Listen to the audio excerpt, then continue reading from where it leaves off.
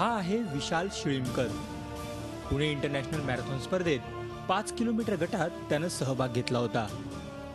17 मिनिटे 8 सेकंदात त्यानं हे अंतर पार केलं, तर त्याचा मित्र लंकेश मानेनं हे अंतर 16.5 मिनिटात पार केलं होतं।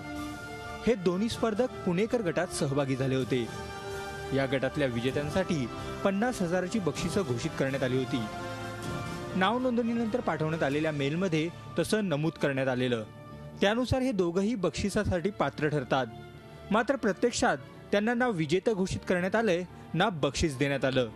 पुणेकरांसाठी पहिले 6 प्राइज होते, पहिल्याला 50,000 रुपये होते, तर ते प्राइज काय मिळालेलं नाही आजपर्यंत आम्हाला।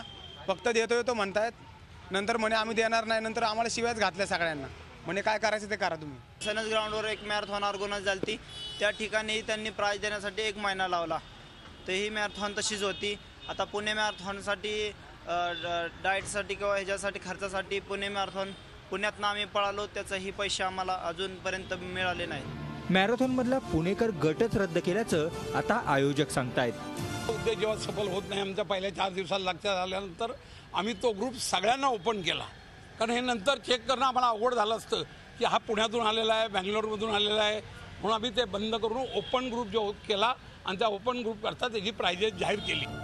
देश विदेशातले स्पर्धक दरवर्षी पुणे इंटरनॅशनल मॅरेथॉनमध्ये सहभागी होतात, त्यामुळे प्रोत्साहन देण्याऐवजी स्पर्धकांच्या पदरी निराशाच पडत असेल तर भविष्यात या स्पर्धेच्या विश्वासार्हतेवर सवाल उपस्थित केला जाईल। Arun Mehtre, Zee media, Pune. Zee 24 तास रहा एक पाऊल पुढे।